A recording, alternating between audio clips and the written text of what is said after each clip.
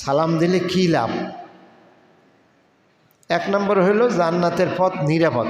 এই যে হাদিসের শেষে বলা হয়েছে জান্নাতের পথে কোনো বাধা নাই, নিরাপদ হয়ে যায় জান্নাত, চালাইয়া জান্নাতে।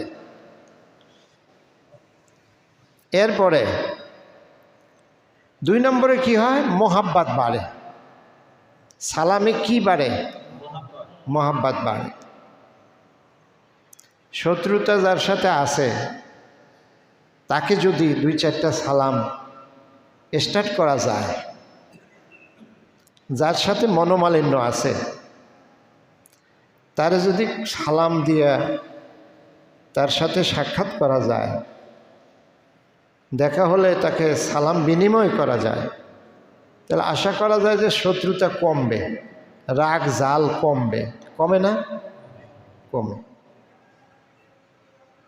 আপনার সাথে যার শত্রুতা, আপনার সাথে যে ঝগড়া করছে, মনে করেন আপনারই কয়েকবার সালাম দিল, আপনার রাগ জাল কিছু কমবে না?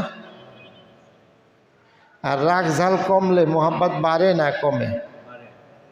সালামে মোহাব্বত বাড়ায়, রাগ জাল কমায়, আর মোহাব্বত বাড়ায়।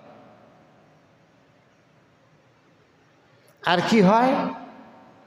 একবার সালাম যদি কেউ দেয় আর তার উত্তর দেয়, আমি একবার সালাম দিলাম, একবার নিলাম, কাউকে সালাম দিলাম আর কারো সালামের জবাব দিলাম, তাহলে আমি কম করে হলেও 100 নেকি পাবো। কয় নেকি?